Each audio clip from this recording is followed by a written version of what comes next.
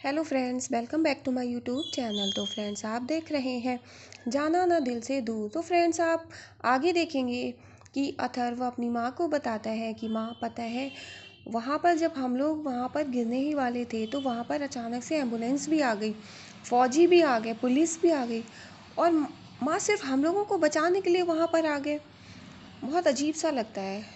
तो फिर अथर्व की माँ बताती हैं कि फ़ौजी को मैंने ही फ़ोन किया था और इसीलिए। तो अथर्व कहता है कि माँ, आप कैसे फ़ौजी को जानती हैं? तो अथर्व की माँ बताती है कि वो मेरे पुराने जानने वाले हैं, मैं जानती हूँ, इसीलिए मैंने फ़ोन किया था। तो अथर्व कहता है, माँ ऐसा कौन है कि जिसे आप जानती हो और मैं नहीं जानता? फिर माँ कहती हैं कि तू नहीं जानता है।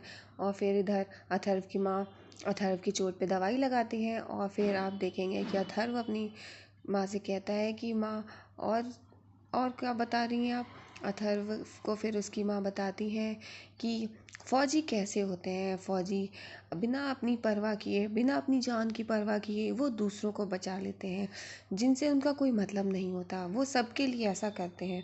अथर्व इधर सोचने लगता है। इधर आप देखेंगे कि विविधा की माँ आती हैं, उनको विविधा के लिए बहुत टेंशन हो रही होती है। विविधा कहती है कि माँ, मैं ठीक हूँ, आप परेशान मत होइए। और इधर गुड्डी अपनी दादी के साथ खड़ी होती है और इधर विविधा अपनी माँ की आंसू पोंछती है।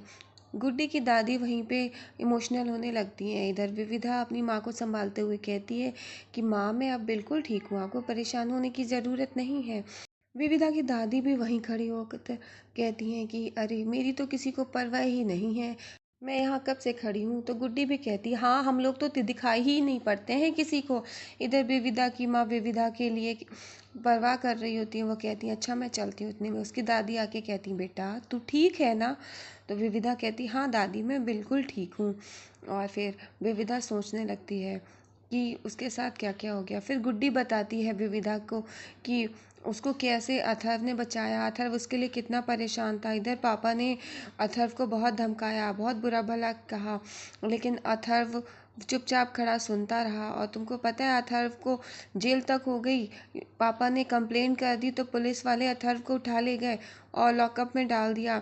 और पापा ने क्या नहीं किया अथर्व के साथ, लेकिन अथर्व ने तुमको कुछ भी नहीं कहा पापा के खिलाफ।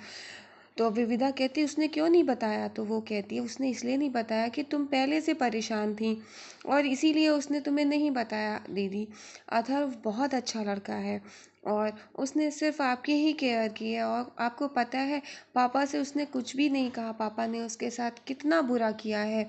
और विविधा सोचने लगती है। गुड्डी एक एक करके सारी बातें बताती है विविधा को कि अथर्व उसके लिए कितना परेशान था, पापा ने उसके साथ बहुत बुरा किया।